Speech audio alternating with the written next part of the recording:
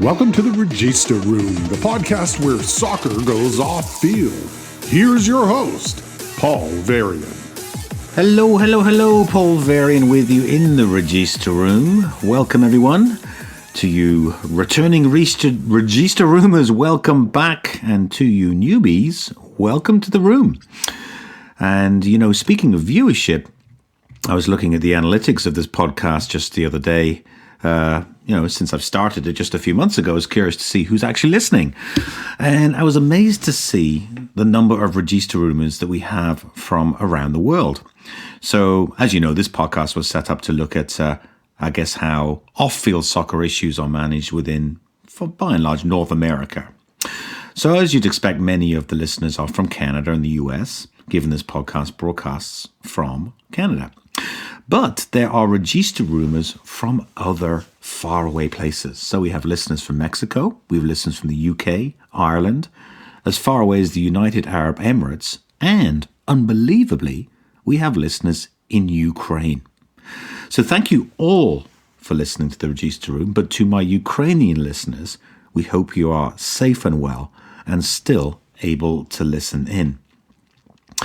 So I hope you enjoyed the last episode, which was on board leadership. And I also hope you've learned and had a bit of a laugh from the e-tutorial Capitus Consulting has released on the subject of running great sport board meetings. It featured a fictitious board that was kind of comical, but serious and a little bit tragic at the same time. If you haven't rented that tutorial, do so. It's kind of fun, but also a great way to learn about how to run great sport board meetings. Tell me who your favourite character is in that boardroom, folks. Was it Colin, the cantankerous technical director? Kevin, the pain-in-the-ass parent on the board? Maybe Andrew, the aimless chairman? Maybe someone else. Let me know right now at comments@registaroom.com. And I do hope you have a chance to rent and view Capitus Consulting's third e-tutorial, which has just dropped last week on strategic planning. I'm seeing a lot of sport organizations right now moving back into planning mode as they start to realize that maybe, just maybe, and maybe hopefully this pandemic is in the books and it's time to plan for the future in this new post-pandemic world. So if you can hire consultants to do that planning for you and help you, that's great. But if you're short on resources and need a playbook on how to build your new strategic plan, it's all explained clearly to you in this easy-to-watch tutorial. Rent it now, capituslearning.com. And subscribe while you're at it, and then you can watch your rental when you want, where you want, and as many times as you want during the week of your rental. It's not even $40, folks, for a full week to rent any of these tutorials. So go get one. And if that's not enough for you, I'm going to secretly reveal to you now the theme of the next episode of the Regista Room, which will drop sometime in April, will in fact be that of planning. So make sure you watch the strategic plan tutorial, then tune in here at the next episode to hear great case study interviews we'll have for you on that topic. Deep breath, so much going on. So far on the Regista Room, we've covered the themes of mindset, innovation, and board leadership. This episode's theme is a close cousin to them, culture. We're going to take a look at this often used but seldom understood term and explore through some great interviews with soccer club leaders what culture looks like in action in our business. A great organizational effectiveness leader in Vancouver, British Columbia, by the name of Ross Ramsey, defined culture once to me as the way things are done around here, or as they say in the great Atlantic province of Newfoundland in eastern Canada, the way we do's it. It sounds whimsical and vague, but that's because culture is often, whimsical and vague, isn't it? It's difficult to control and manage because it's difficult to define and quantify. And this is so because culture doesn't come from what people are instructed to do. It comes from what people choose to do and what their associated value chain is, which is essentially what they choose to prioritize ahead of other things. Sport people love to program stuff. So culture is largely ignored because you simply can't program culture. It's all that touchy-feely stuff. There's no X's and O's, no scores and standings, or other tangible, programmable things to be seen. So when it's left unmanaged and unled, culture in amateur soccer organizations is largely driven by individuals, and those individuals are usually the coaches, and in the case of youth soccer, the parent groups of the youth players. And that makes sense. The parents pay the freight, right? They set the rules of the game, so to speak. But these systems of culture aren't planned, organized, or coordinated, so they're generally utterly chaotic. Coaches are off doing their own thing, often under the umbrella of the concept of a team to justify it all. And the result is many amateur soccer clubs sadly don't have a cross-club culture or associated identity, and they're merely just a collection of independent subcultures defined around coaches and their respective teams of players and parents, all of them working independently of each other towards the same arbitrary goal of winning a local league trophy made of plastic. Hey, at least it's painted gold, right? The fact is, culture will always exist in your soccer club, but the question is, are you prepared to actively define it, control it, and maintain it to ultimately shape your club's identity? This episode of the Register Room is all about getting ahead of your club's culture and driving it, not chasing after it as it barnstorms through your club like a wrecking ball. And it's really important that you do this. You may have heard this, but they say culture eats strategy for breakfast, and that's absolutely true. Ignore it at your peril. As a leader of your soccer organization, which I'm assuming you are, you cannot manage and develop your club the way you want without having a strong command of its culture. Remember, planning tells us what we should do. Policies tell us how we should act, but culture ultimately determines what we actually choose to do and how we do it. So fine, Paul, I hear you say, culture is important. We get it. So how do we wrestle this slippery beast to the ground?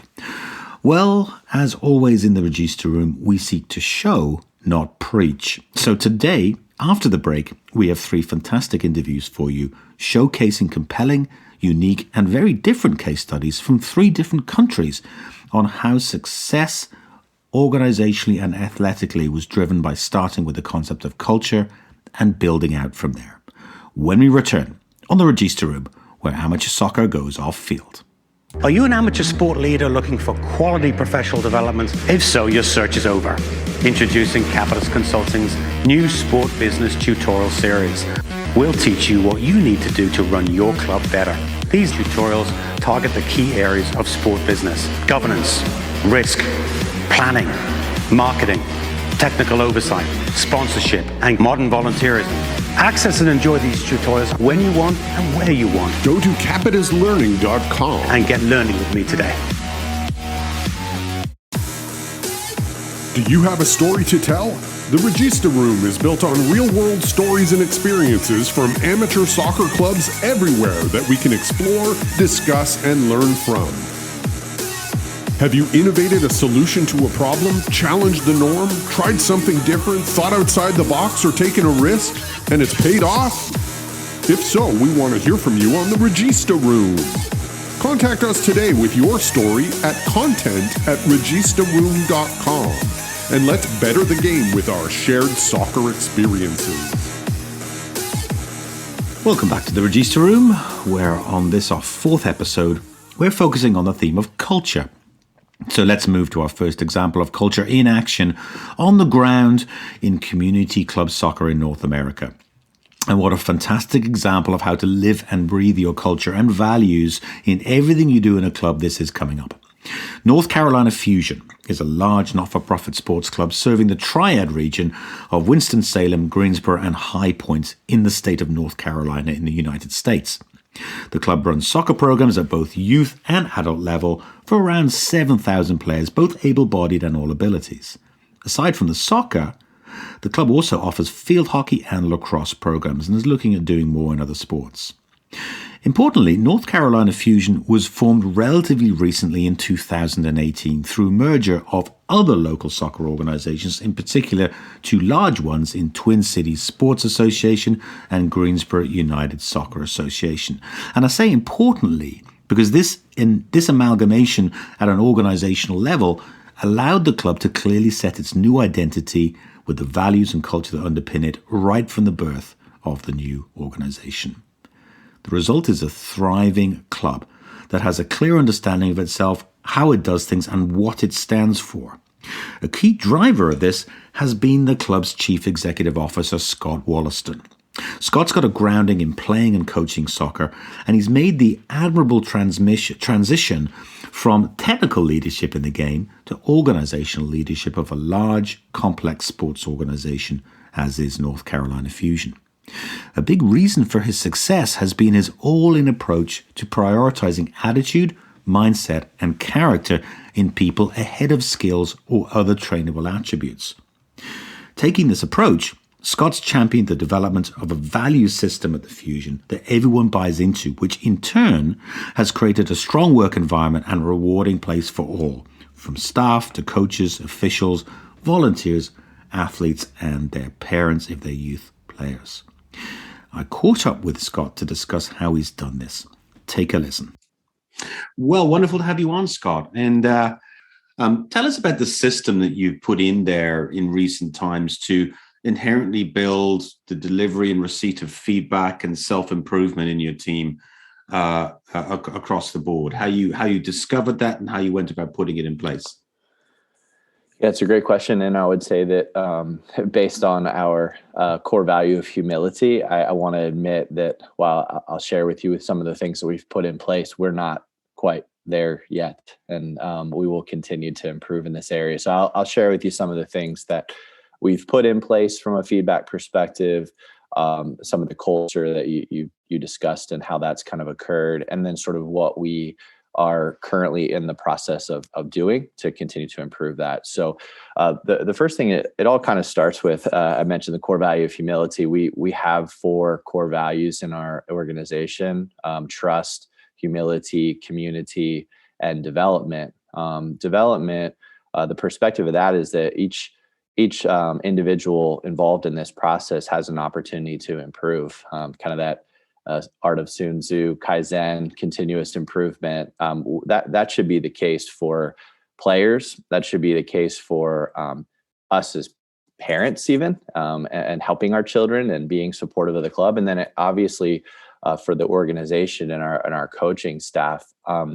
So in terms of the core value of development, we knew that we needed to, you can invest in development and have people come and speak to your staff and send people on courses. But ultimately, if you don't have a culture of people wanting that, then improvement really doesn't happen. So we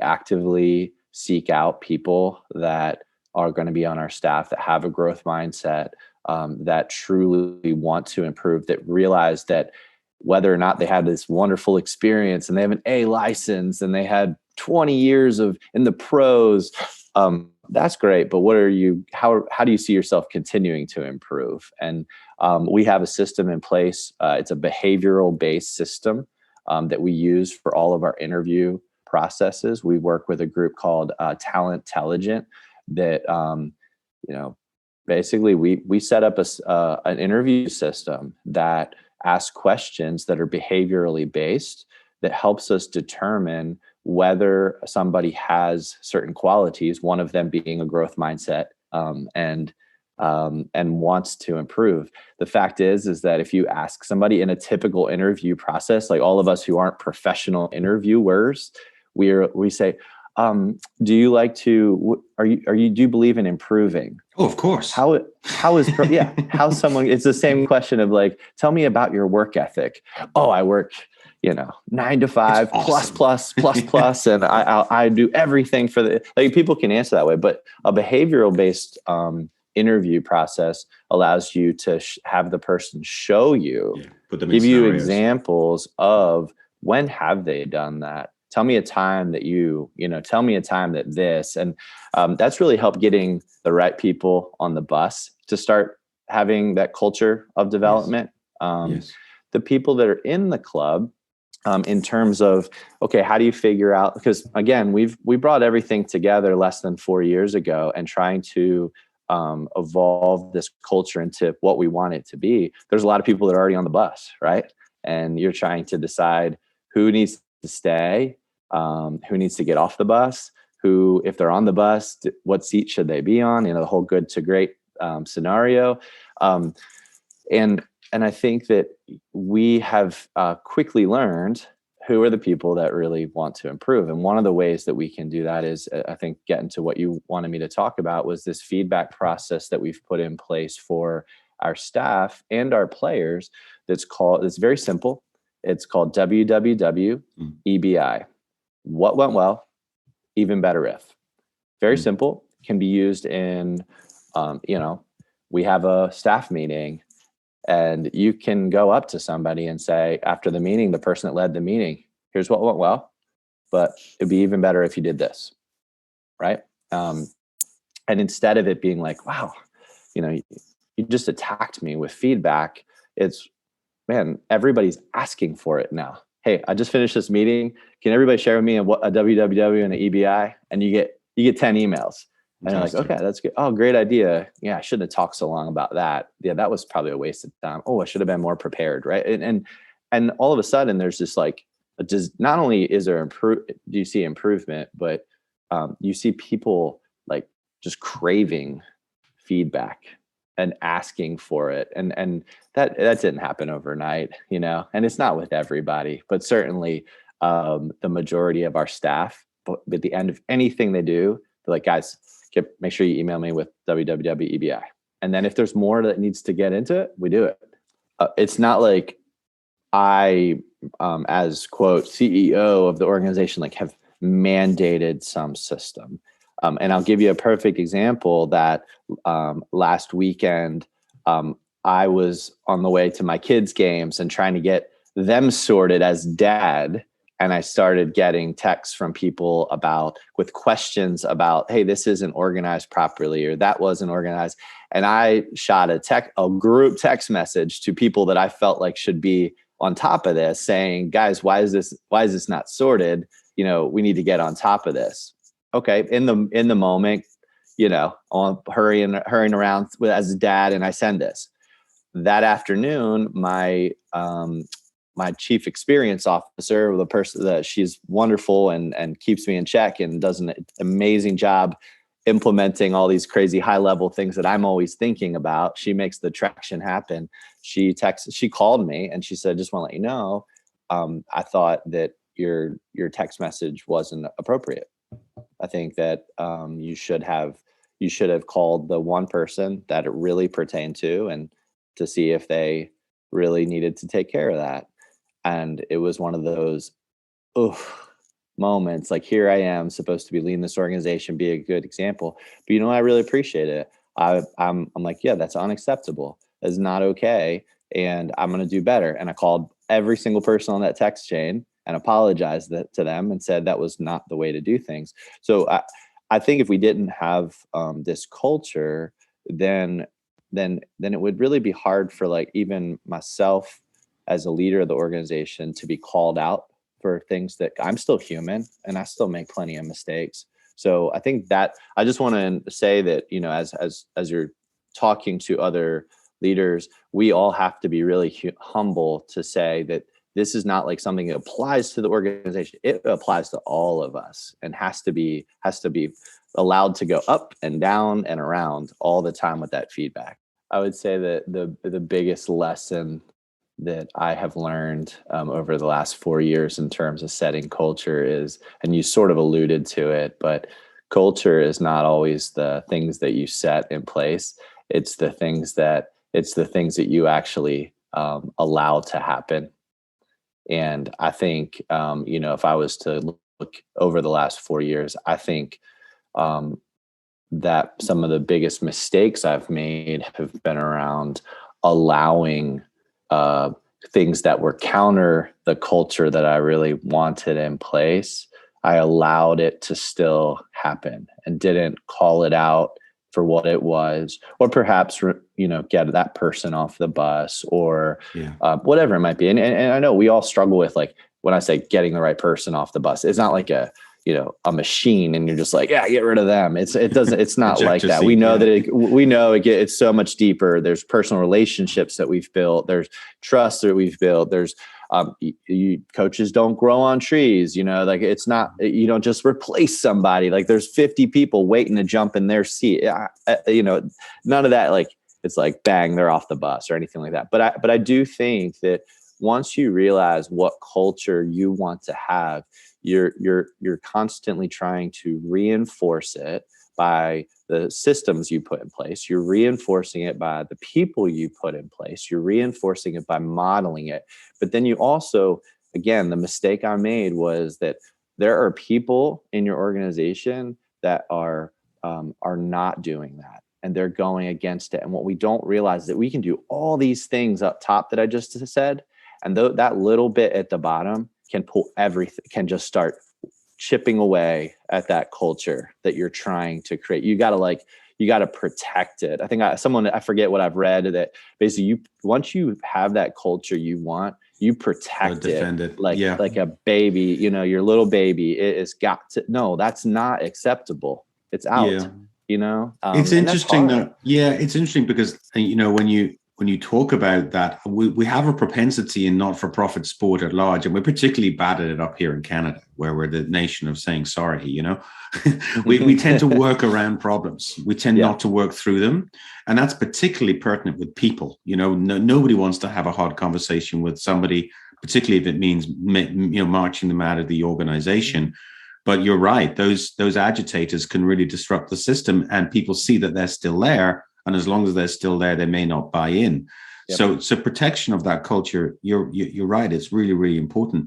I'm wondering whether you found, when you put this in place, because you mentioned, and it's without a question, I'm glad you went to it, Scott, because the fear of change is very often the fear of losing things, right? It might be people, it might be results, it might be money, it might be market, it might be reputation, but the fear of loss is what really people fear with change. So when you put something in place where you change the very environment people work in, the first reaction is, we're going to lose everyone. And as you said, volunteers, coaches don't grow in trees. You just can't replace them and churn through people. Did you find that there are a whole different constituency of people that came forward that you didn't know about when you created this culture? Or was it a matter of changing the people you had? I'm just interested to know if there was a net gravitation in as opposed. I'm sure you lost people, but were there people that came in too? I guess I would use the example now. We did a 10-year strategic plan over the winter, and part of that strategic plan, there were two particular items that we needed to make 2 new hires that we felt like we had gaping holes that were like, if we don't hire this, we can't reach our vision. So the 2 people that we hired, I would argue, we would have 4 years ago never had a chance at this the quality of people, not just skillful, but like believes in the mission, wants to work hard, but believes in work-life balance, that everything that we believe in, they believed in. We would have never, ever attracted them. And they moved family to North Carolina, where they were super established in other associations or whatever they were doing, because they said, we can not only have we heard you talk about what the club is like and the culture, we actually speak to people in your organization that are saying that this is what it's like. And now they've been here, 4 or 5 months, and both of them just recently spoke at our board meeting about their experience so far. And they said, everything that Scott was telling me about the organization, there weren't any lies. This is what it is, and even better than that. And I don't do that I'm not saying that to toot my horn. No. I guess what I'm saying is just that, yes, we are attracting people, quality people, because of the fact that the culture has evolved. In the past, man, it was a struggle to hire people. There was and certainly we're struggling. The only reason that they were coming was because they wanted to coach at a certain level, and maybe we provided that and they couldn't get it in another club, or maybe we paid a little bit more or something like that. But that stuff that's all fleeting, right? It's like 1 year could be that, but then next year, who knows? Yeah. Whereas if you talk about, hey, here's where we're going in the next 10 years, and we want you to be a part of that. We think you can add value here, and here's who we are and where we're headed. Man, if you do that well, and it's not just something you got on a sign outside, or a packet that says it's your 10-year strategic plan, but they can go to 10 different staff members and hear the same thing, that is when people start to go, I want to be a part of that. And that's what's happened. But I'll be honest, I didn't see the fruit of that until, I would argue, 3 years into NC Fusion's merger. Yeah, but it's interesting. I mean, I'm so glad you said that, and I hope listeners who are standing on the edge of this really listen to what Scott has had to say there. And I mentioned it in Don't Blame the Soccer Parents too. There were people that came to work for clubs I've worked in that had ambition, and scary ambition, that we felt would actually scare people away rather than bring people in. And it's amazing the people that are standing around you, keeping quiet when the organization is not attractive to them, that will suddenly come out of the trees or out of the cornfields or whatever it might be, and put their hand up when they see the organization moving culturally and identity-wise and vision-wise to what they want. Not tactically. It's all about, is this worth my time? Does this align with what me as a person represents and is?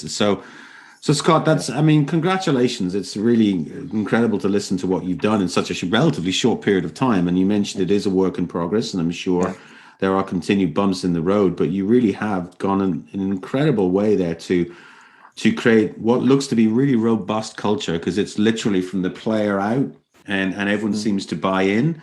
And you defend it, as you say, by getting the people into your organization who can and will buy into it, and if necessary, moving people out who don't have the mindset to operate in this kind of environment. So I want to really thank you, Scott Wollaston.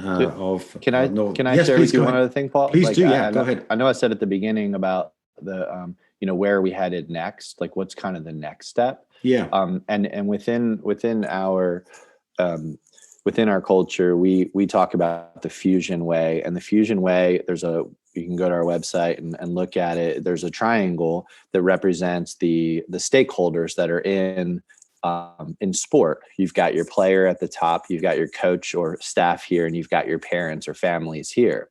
And in between each of those triangles, you've got an arrow going in both directions. The fact is the player cannot have the best experience in sport if not only they have to have good relationship between player and coach, but they also have to have good relationship between player and parent. Same thing from coach. Coach can only provide the best environment possible for the player if they have a great relationship with parents. Great does not mean like chummy, go have a beer with them. What it means is that there's an open line of communication, and let's loop it back to what we talked about at the beginning in terms of feedback.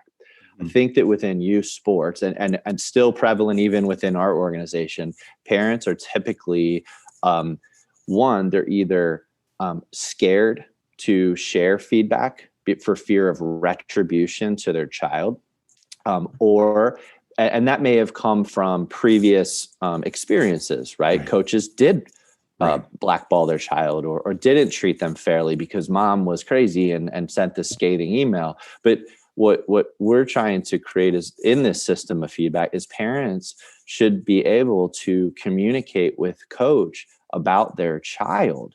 Forget player, forget athlete, their child. Who knows their child best and what makes them tick? We should be craving as coaches the parents' feedback, not on the field, not like they should play left back, but we want feedback in terms of like, hey, my child is having a really rough time in school right now. Like their emotion, like very emotionally unstable right now at 13, gone through some really tough stuff. Like, if you don't mind, like they might probably need more positivity out of you than negativity right now. Like, fine with you, like giving them the truth, but maybe they need a little bit more. The coach needs to hear that. And there is a value in their feedback to coach about their player. And I think that in youth sports, you go anywhere and you say, what's the problem with youth sports? It's like, parents are crazy. It's too expensive. Like, it's always the same things, but like, let's dig down. Why is it? It's too expensive. Well, it's too expensive because people are expecting more and a better product always. If you expect a better product in anything, a better car, a better, dinner experience, you pay a little bit more because the people behind it are maybe more experts at it and are dedicated to it more. And they're trying to build a career or a business or a nonprofit organization or whatever it may be. That's what that is. It's not that it's too expensive. It's just, it costs money to provide the best experience possible. Yeah. But the other part of it with parents in and of itself, we keep saying that, but what are we doing to really engage with them and truly get them to be a part of this process and show them what it's not, what it shouldn't be, but how can they help us? And I think there's a real opportunity there, and we are getting to the point now in our feedback process, and what we're getting ready to launch is when and how parents will be able to do what went well, even better if, with the coach. And then I'm gonna throw this crazy one at you. Kid or player does it to their parent and does it to their coach as well. Like, imagine as a parent, you get, a what went well. Hey, what went well? Dad, you got me to the game on time. Even better if you didn't shout at me the whole time. I mean, it's like, imagine hearing from your kid and that being in writing. You'd probably start improving. Scott, this has been amazing. I want to thank you so much for being on the Regista Room today. Scott Wollaston from North Carolina. Thanks so much for joining me. Absolutely. Thank you. Hey, amateur soccer club leaders. Are you looking for a complete reference on how to run a great amateur soccer club, but all you can find are books on how to coach kids? Introducing Amazon's #1 bestseller, Don't Blame Your Soccer Parents, your complete guide on how to run a successful amateur soccer club, covering everything from managing your boardroom to overseeing your director of coaching or raising corporate sponsorship. Based on real-world experiences from internationally renowned sports consultant and professional speaker Paul Varian, Don't Blame the Soccer Parents rolls its sleeves up and tackles all the hands-on club management issues you need to master. Governance, planning, staffing, volunteers, finance, technical oversight, marketing, evaluation, and more. You'll find it all in the most comprehensive soccer club management reference on the market today. Pick up your copy on the Amazon platform or at don'tblamethesoccerparents.com today. Imagine not having the chance to play sports as a kid. Imagine not having those memories, those experiences. Imagine your childhood without them. If I wasn't able to play, I would miss my friends. I would miss being active and the chance of being competitive. Basketball has taught me how to work as a team, how to communicate, and how to adapt to any situation. My goal is to play for Team Canada and make it to the WNBA. The skills kids learn through sports are carried with them throughout their lives. But all across Canada, kids are being left on the sidelines because they don't have the resources to play. We owe all kids a chance to experience everything that sport has to offer. Help unleash the full potential in every child. Visit kidsport.ca so all kids can play. Our second interview today in the Regista Room is with the president of an organization that features prominently in my Amazon best-selling book, Don't Blame the Soccer Parents, and is a shining example of what can be done regardless of organizational size or market size.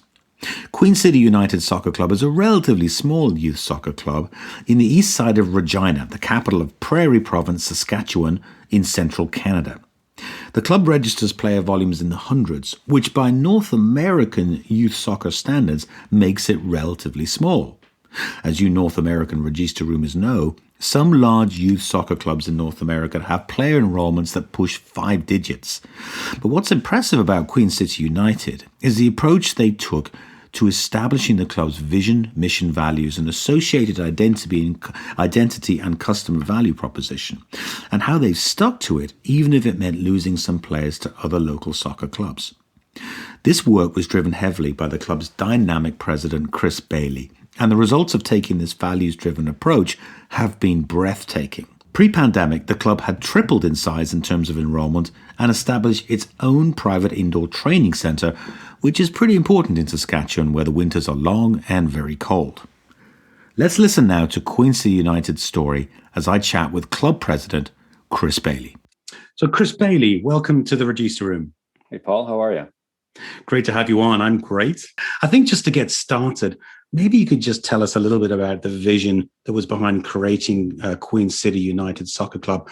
Well, we had come through in 14, I suppose, was a very disruptive period in Regina soccer. Right. And QC had always been, in my opinion and many others, sort of elevated among the other clubs in terms of how we approach the game with our coaches. We paid our coaches. We had highly certified coaches. If you wanted to coach with us, you had to commit to education through the CSA and working through a program from whatever stage you were at. We had other, what some people thought odd rules. You're not allowed to coach your own child in our club. You could, we that policy was in there for a long time.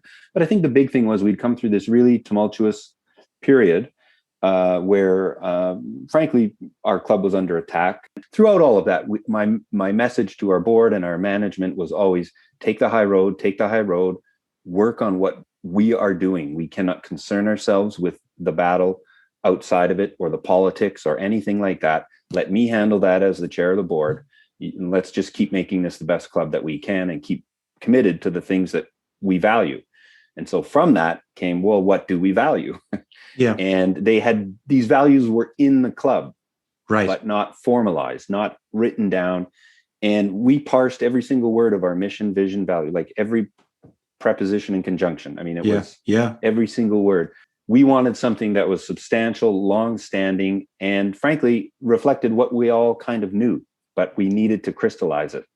So what, hearing you talk, there's two things striking out to me. The first one would be that you seem very clear on identifying point of difference. And that might have been because out of a sense of survival or need to survive, we need to defend our turf here because we're threatened.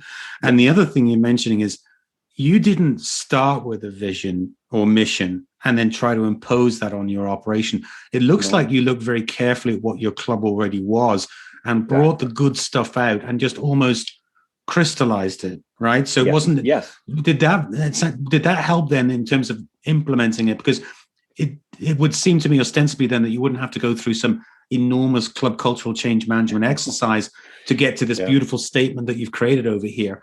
You're really just drawing out the good stuff that you know is there, right?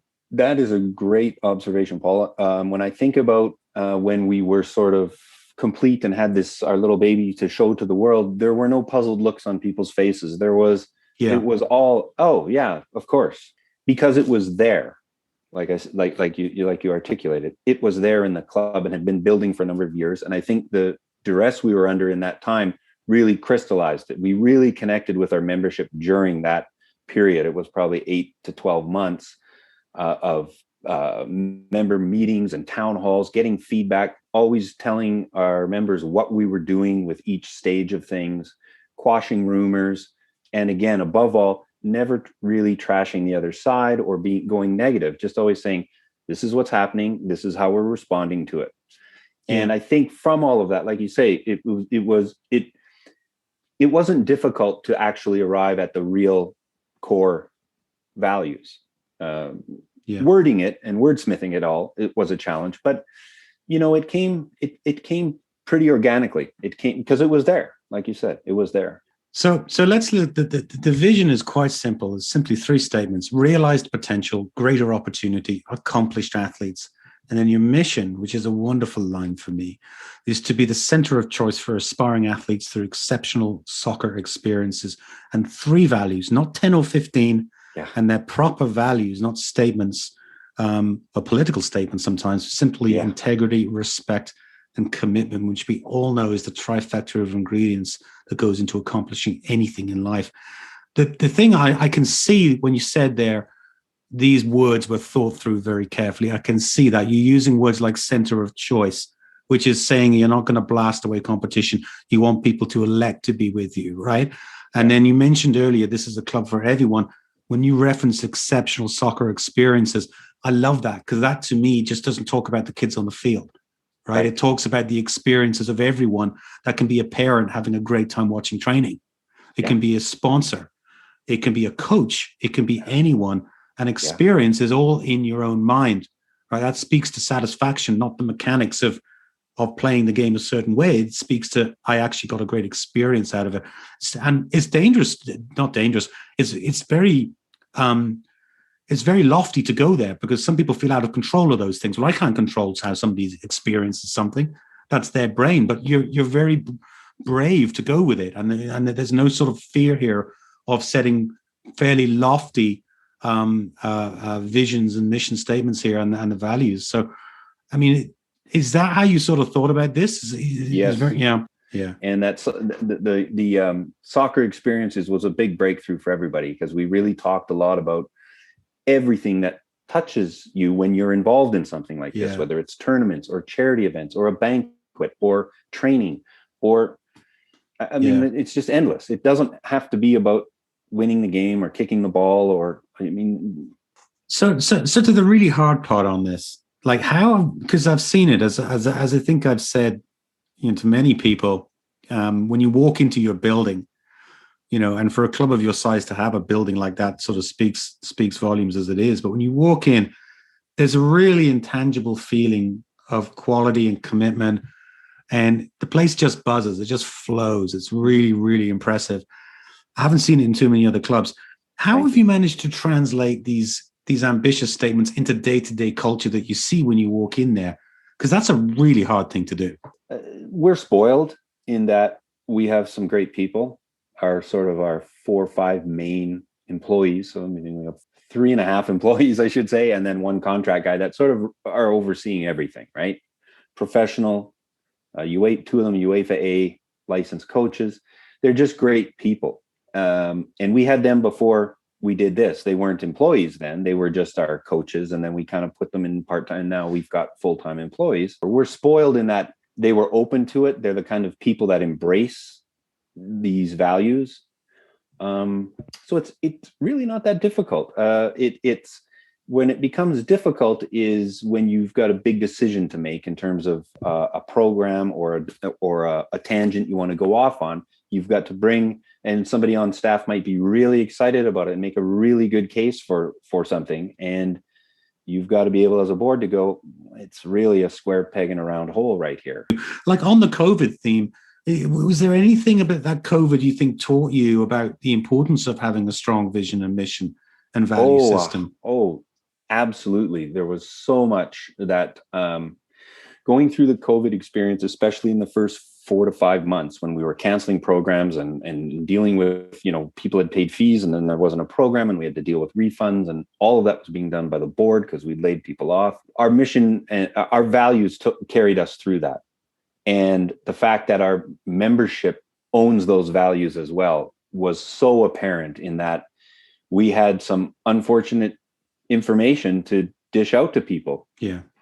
And I could count on one hand the number of people that actually emailed and said, you're terrible and how could you do this? We had dozens of emails saying, we're here for you. We get it. Like, we understand. We had people say, I don't want my refund, just make it a donation.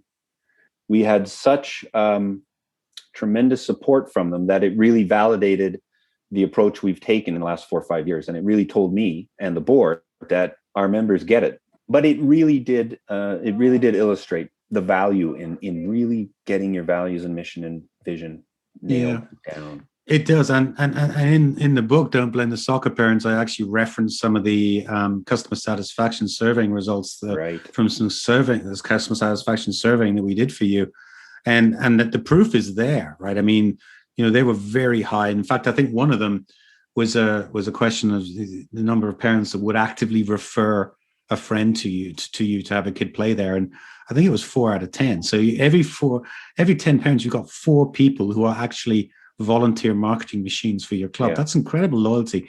So you built loyalty in your club that, as you mentioned, when you really need them, has paid out. But that comes from, that kind of loyalty is built, in my experience, from building really strong belonging and identity around the club where the person feels part of it. It's not just a transactional soccer program that the kid plays in. Yeah. They really feel part of it, and they feel there's gratification out of that. What do you think is the toughest part of trying to build culture, especially in youth?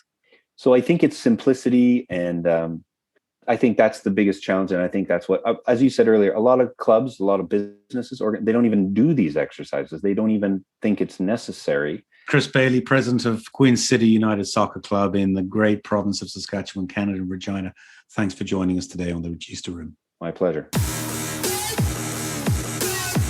Want to tell us what you think of the show and things we could do to make it better? Tell us now at comments@registaroom.com.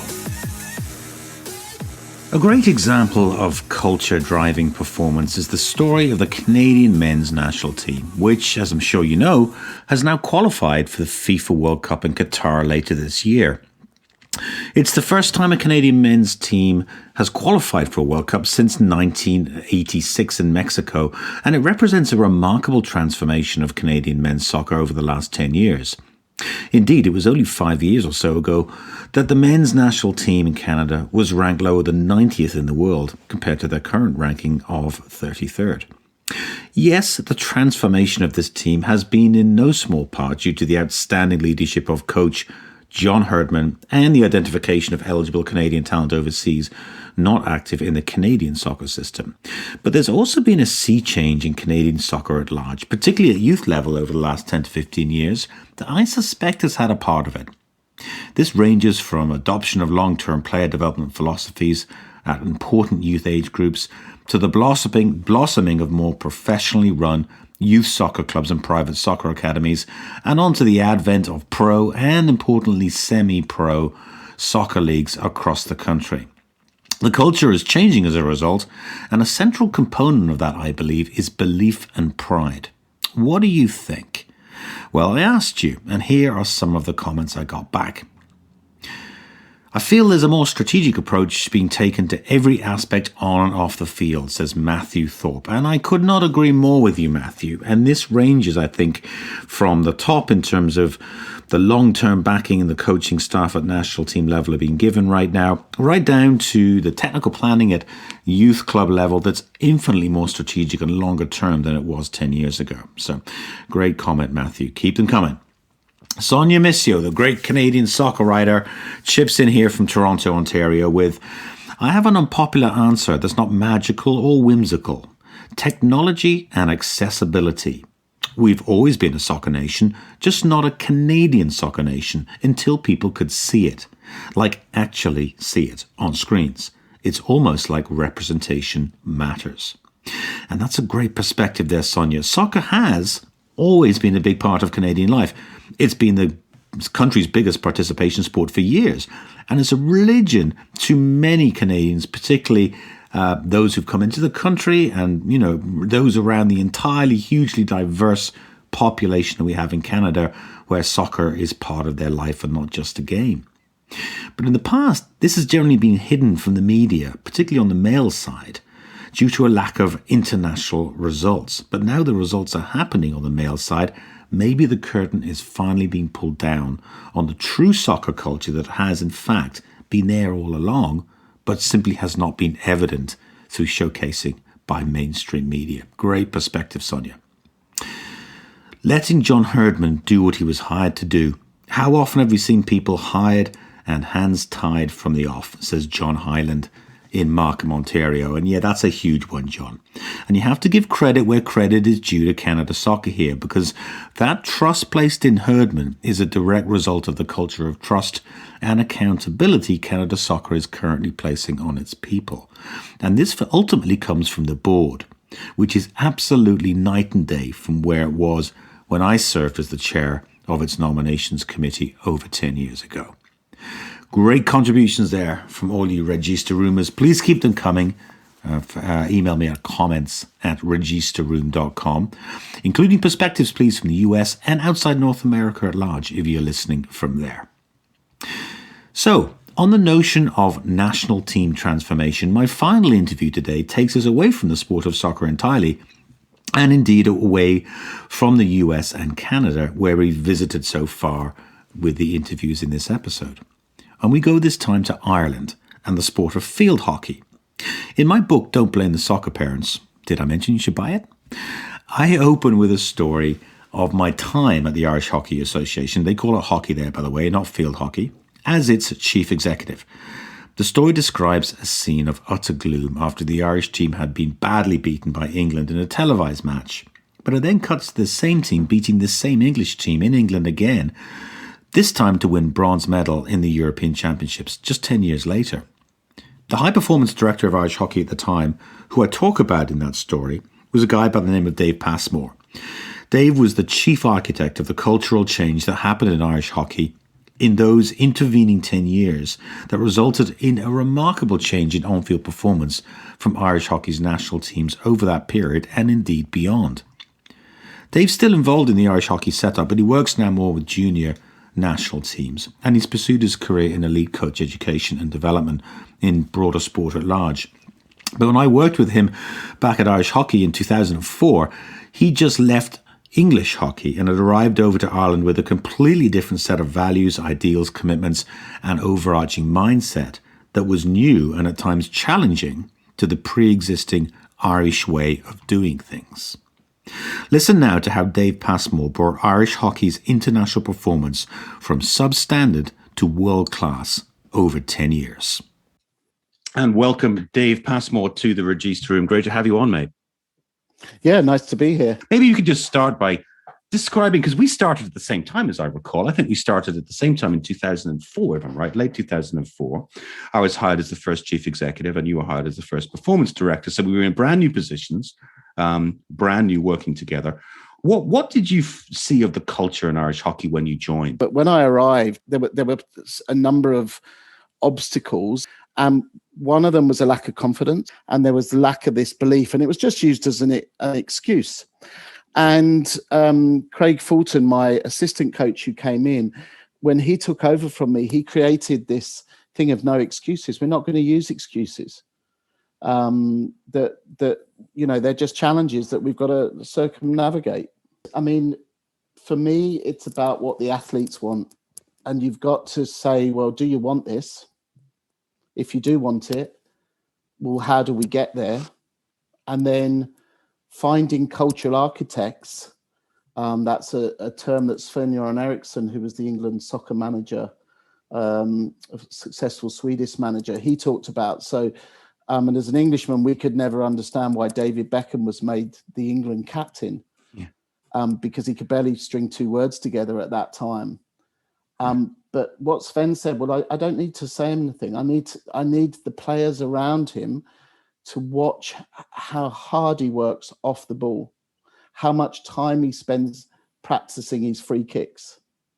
Yeah. And it's not about what we say as a cultural architect, it's what we do. So it wasn't just about impacting the top of the structure, that men's team, but finding in their cultural architects that anyone coming into that system, to a system with good structures, could then see, well, this is how I need to behave. Yeah. You know, this is how I need to work. This is how I need to eat. This is how I need to sleep, etc. So in any organization, your culture is often led by your cultural architects. And if those people are highly driven and believe that they can be successful, and that's what's happened to our women's team. And what ultimately happened to that men's team is they actually started to realize that they didn't need to be the underdogs. They didn't need to be the team that always narrowly missed out. But it takes time. And that's the thing that people don't give to these things. Right. You've got to be patient. You know, if I say, right, I'm going to change let's take golf as an example, because everybody knows about golf. You can't change your swing overnight just by identifying a problem. It takes time. And then then you'll revert back to type. You'll go back to your old swing at times, and then you have to adjust it again. Then it needs to work under pressure. And all those things take time. And that's the biggest thing people don't have in sport, is they always go for the short-term results. And one of the reasons is the pressures and the people around you pulling you back. Right. So you're trying to make people believe and create a sense of the structures. And then you've got everybody trying to pull you back, or you don't get the short-term results, or they don't like the way you're coaching people how to play. The parents want short-term results. The board want this to happen. And we had to explain, you'll recall this, to the Sports Council. This is going to take 7 to 10 years. Yeah. And it took 10 years. And now we've got both teams have qualified for the Olympics, and they've never qualified for the Olympics post World War. When do you think you start to see the culture change? When did you start to see some results, albeit very small, that might have given you some sort of confidence to continue and see that this was actually going to happen? Well, it's really interesting, isn't it? Because you mentioned that game in England. That was 8 weeks before we'd gone to a European Cup, albeit a second division, a European Championship, second division. So Europe is split into leagues of 8, and there's 4 now, and we were in the second one, and we won it. And we just thought, or some of the players thought, we'll beat us now. And I heard all the talk, and you had these people pulling you back, and then a group of athletes that are trying to think that they're great, they're better than they are. So the whole point of going to play those England games for me is going, well, yeah, we've come to this point, but if we're now going to be world beaters, and it was, I think, 8 months before we went to a World Cup qualifier, we needed to show them what good looked like. Right. And what it felt like. And it was really interesting because we went to that game and I knew we were going to lose, but it was about seeing where we're at and seeing where do we need to improve. Because if you don't have that, you don't have the lessons from which to work on. And some guys after that said, this isn't worth it. I can't believe I can get there. You've got other players. So we had some dropouts. Yes. Yeah, which was disappointing at the time because a couple of those were good athletes. But it was the young guys who were like, no, we can do this. We just need time and we will do this. And it has to come from within then. It has to come from the players, because making good athletes teams, it's about the intrinsic motivation of an individual. So I genuinely believe almost anyone can achieve and be good if they put their mind at something and do it really, really well. Okay, so I'm not into the 10,000 hour rule, because 10,000 hours of poor practice isn't going to make you good. Yeah. It's the quality of what you do. And that's what needs to happen, is you need to have structures and systems that surround the people with the quality. So I'm going to go back to this game in Nottingham. One of the things that I found interesting is, and I don't know if you deliberately did this or this just happened by accident, but you mentioned about sort of trying to show the players, you know, where the gaps were and how much of the mountain still had to be climbed through that game. Did you realize you were also you were sort of managing up and showing the board and me and other people what work needed to be done? Because I had a false sense of where we were as well. I felt totally detached from the board at that time. So my vehicle to the board was you, but the key thing was you and I had a good enough relationship, and we spent a lot of time talking about these things. And the most important thing you did was you put trust in me and you backed me. You didn't always agree with me, but you put trust in me and you backed me. And that was the most important thing.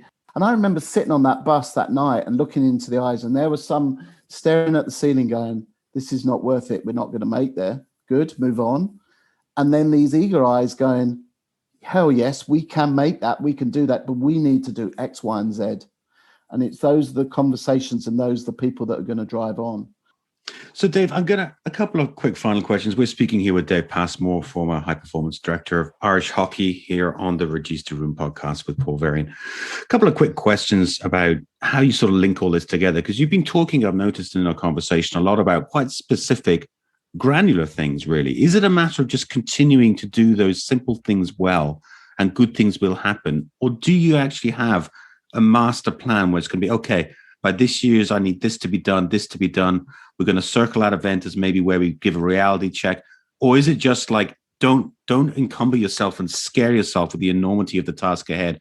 Just do the simple things well, communicate well, focus on individual athletes, focus on coaching infrastructure, focus on good systems, focusing on good buy-in, and just take it from there? Or is it more structured for you? Yeah, I think, look, you've got to get the structures and systems in place.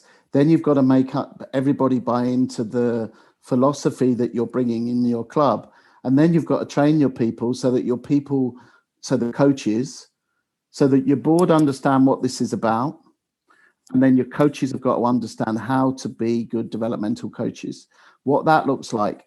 And for me, sport is a simple game, or most invasion sports like hockey, soccer is a a simple game made complex by coaches. So keep the simple things, because ultimately you can't employ tactics without technical ability. Yes. So final question for you, Dave. What was the one major piece of advice you would give to boards of directors of clubs who are looking to transition their culture? And let's not define what that transition is from A to B, but they just want to change.